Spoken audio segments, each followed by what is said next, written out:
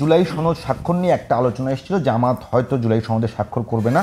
একটা সময় কথা আসলো যে জামাত জুলাই সনদে স্বাক্ষর করবে না, ওখানে উপস্থিত থাকবে। এর পরেই একটা বিষয় আসলো, মোটামুটি এনসিপির পক্ষ থেকে বললো জামাতের যে পিয়ার পদ্ধতির যে আন্দোলন, পরিকল্পিতভাবে এটা একটা প্রতারণা মানুষের সাথে। এবং ভাই যেটা বলছিলেন যে একেবারে তারা তৃণমূল পর্যায় থেকে শুরু করে সব জায়গায় পিয়ার পদ্ধতি নিয়ে কথা বলছে না, প্রার্থীরা কাজ করছে মাঠে। এদিকে জাতীয় পর্যায়ে তারা পিয়ার পদ্ধতির জন্য আন্দোলন করছে। এই দুইটা কি একটা মানে ছদ্মবরণ মনে করেন কিনা? একটা শুনেন, আলটিমেটলি জুলাই সনদে এনসিপি সিগনেচার করবে, 2 দিনের মধ্যে করবে আমার ধারণা, তারা সিগনেচার করবে। আর জামাতের পিয়ার যেটা, এটা জাহেদুর রহমান তো বললেনই যে ভাই এটা নিয়ে তো তারা, এটা তো তাদের ইলেকশনের মানে প্রার্থী হিসাবে তাদের প্রার্থীরা জনগণের কাছে তো পিয়ার নিয়ে যাচ্ছে না, তারা যাচ্ছে তাদেরকে ভোট দিলে তারা কি করবে না করবে এগুলি, মানে খুবই ট্র্যাডিশনাল ওয়েতে তারা যাচ্ছে জনগণের কাছে। আবার সেন্টারে পিয়ার নিয়ে আন্দোলন করতেছে, রাস্তা গরম করতেছে, মাঠ গরম করতেছে। এই সবগুলি না একটা রাজনীতি, এই সবগুলি রাজনীতি। সেই রাজনীতির কারণে কি পুরো বাংলাদেশের রাজনীতি একটা মানে নিয়ন্ত্রক কি তারা? শুনেন, আমি বলি আমাকে বলতে দেন, আমি পুরোটা বলি আগে, আপনি মাঝখানে থামায়েন না, থামাইলে পরে হয় কি নষ্ট হয়ে যায়। কেন রাজনীতি সেইটা আমি বলি আগে। দেখেন এনসিপি রাজনীতিটা কোথায়? এনসিপির সম্বন্ধে মানুষ একটা কথা বলতো না যে এনসিপি জামাতের বি টিম, নিশ্চয়ই আপনিও শুনছেন, আপনার কেন আসছে এটা? এনসিপি চিন্তা করে দেখছে, মানে চিন্তা করে মানে কি বিভিন্ন ঘটনার প্রেক্ষিতে ওনাদের যে উপলব্ধি, সেটা হলো যে এই আসন্ন নির্বাচনে তাদের আসলে তেমন কিছু পাওয়া নাই। একটা সম্ভাবনাময় দল ছিল এনসিপি, একটা খুবই সম্ভাবনা নিয়ে আসছিল, কিন্তু তাদের কতিপয় নেতার ব্যক্তিগত জীবন আচরণ এবং তাদেরকে নিয়ে ডক্টর ইউনূসের কিছু বক্তব্য এই দলটাকে অনেকটা পিছিয়ে দিছে। এবং পিছিয়ে দেওয়ার কারণে ওরা বুঝছে যে সামনে নির্বাচনে ওনারা তেমন কিছু করতে পারবে না।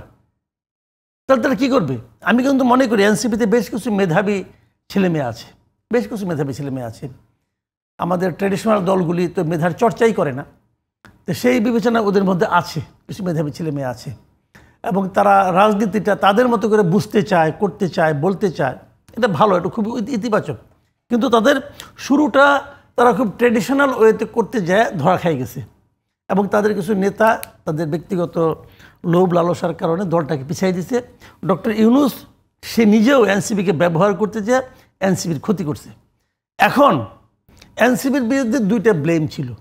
একটা ব্লেম হলো এটা কিংস পার্টি, আরেকটা অভিযোগ ছিল তারা জামাতের বি টিম। এখন তারা এই ব্লেম থেকে বেরিয়ে আসতে চাচ্ছে এবং বেরিয়ে আসার লক্ষ্যে প্রথমে তারা সমস্ত উপদেষ্টাদেরকে বলছে এরা সেফ এক্সিট খুঁজতেছে, সবাই যার যার মতো আখের গুছাই নিছে, যেটা নাকি এই সরকারের বিরুদ্ধে এনসিপির মতো এত তীব্র ভাষা এবং এত আগে এরকম সরাসরি অভিযোগ সরকারের বিরুদ্ধে আর কোনো দল করে নাই, এনসিপি প্রথম করছে। কিন্তু এবং জামাতের ব্যাপারেও জামাতকে প্রতারক সমানে বলতেছে। এটা হলো তারা বলতে যাচ্ছে পাবলিককে যে আমরা ওদের বি টিম নই। এটা তাদের, প্রথমে বললাম না, এটা তাদের একটা রাজনীতি এবং এই রাজনৈতিক কৌশল হিসেবে ভালো, আমি এটাকে খারাপ বলি না। এবং তারা সিগনেচার আজকে করলো, যে কালকে করলো, 1-2 দিন পরে করলে বরং ভালো, আর একটু বার্গেন করার সুযোগ পাইলো। যে পয়েন্টে নিয়ে বার্গেন করতেছিল ওটা তো শেষ মুহূর্তে তারা ওখানে অ্যাড করছে। ওই অ্যাড করার মাধ্যমে এই যে ঐক্যমত্য কমিশন আলী রিয়াজ সাহেবের নেতৃত্বে এরা প্রমাণ করছে যে এরা আসলে অযোগ্য, এদের আসলেই অযোগ্য। এরা মানে এরা এত জোরাতালি মার্কে একটা বানাইছে, কি যে বানাইছে ওরা নিজেরাও যায় না। এবং এটা যারা ড্রাফট করছে, লেখাটা এত কাঁচা হাতের লেখা, আমি যতটুকু পড়েছি আর কি। তো আমার কাছে মনে হয় যে এই সমস্ত লোককে এনে কেন দায়িত্বটা দেওয়া হলো? খুবই মাঝারি মানের লোকেরা যারা এগুলো করতেছে, তারা সময় ক্ষেপণ করলো, বিদেশ থেকে আসছে, কয়দিন প্রমোদ ভ্রমণ করে তারপরে 2 দিন পর সবাই চলে যাবে, এত কেউ থাকবে না এখানে। ডক্টর ইউনূস আবার পছন্দ করে, ডক্টর ইউনূস আবার এদেশের এই শ্যামল বরণ লোকদেরকে পছন্দ করেন না।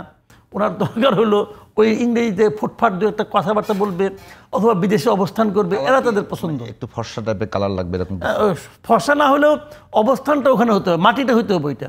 উনি আবার ওদের নিয়ে থাকতে পছন্দ করেন, মনে করেন যে সব প্রতিভা ওইখানে।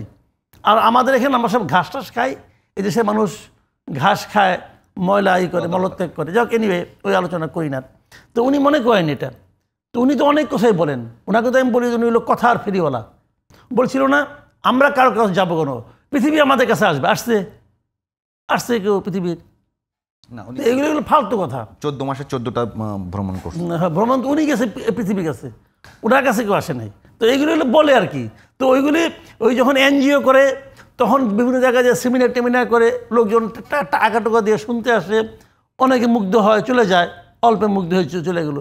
কিন্তু যখন কাজটা করতে যায় তখন টের পাওয়া যায় যে আপনার এই কথা কতটুকু সারবত্য আছে। শুনেন একটা কথা বলি ওনার সম্পর্কে, এটা প্রাসঙ্গিক কিনা যাই না, তবুও বলেন, সমস্যা নেই। ওনার সর্বশেষ এজেন্ডা কি? 3-0 না, সারা দুনিয়ায় বলে বেড়াইতেছে, হ্যাঁ, যে আপনার বেকারত্ব মুক্ত করতে হবে, কর্মসংস্থান দিতে হবে, আর কার্বন আমাদেরকে অমিশন করা যাবে না, আমরা কার্বন নিঃসরণ করবো না। এই তিনটাই তো বলে। কেন বলে? এই কারণে যে ওনার হাতে এটা বাস্তবায়নের কোনো ক্ষমতা নাই। এই জন্য সারা দুনিয়া সমস্ত দেশকে পৃথিবীকে বলে বেড়াইতেছে আপনারা এটা বাস্তবায়ন করেন। ভাই আপনি যে 1 বছরের উপরে দেশে আছেন, আপনি এটা কি বাস্তবায়ন করছেন এটা বলেন তো আপনি আমারে। এটা বাস্তবায়নের জন্য আপনি কয়টা স্টেপ দিচ্ছেন 1 বছরে? 1 বছরে আপনি কি এমন কাজ করছেন যাতে প্রমাণ হয় যে আপনার জীবনের লক্ষ্য হলো 3-0? কি করছেন আপনি? করার মধ্যে করছেন একটা পোর্ট, লাভজনক একটা পোর্ট, ওটা দিয়ে দিয়েছেন আপনি বিদেশিদেরকে। দেন, আমার কোনো আপত্তি নাই। ওটা কি টেন্ডারের মাধ্যমে আসছে ওরা? না বা প্রকিউরমেন্টের একটা ল আছে এই দেশে একটা আইন আছে, আপনি কীভাবে একটা এই ধরনের জিনিস আপনি প্রকিউর করতে পারবেন? পুরো টেন্ডার দিয়ে করছে। আপনার কাছে মনে হয়েছে, কারণ আপনার কাছে কেন মনে হয়েছে, কিসের বিনিময়ে মনে হয়েছে, এটা তো খেলে ক্ষমতা থেকে খেলে নামেন না, তখন টের পাবেন। এত সোজা দুনিয়াটা না, ধন্যবাদ। দুনিয়াটা গ্রামীণ ব্যাংক না রে ভাই।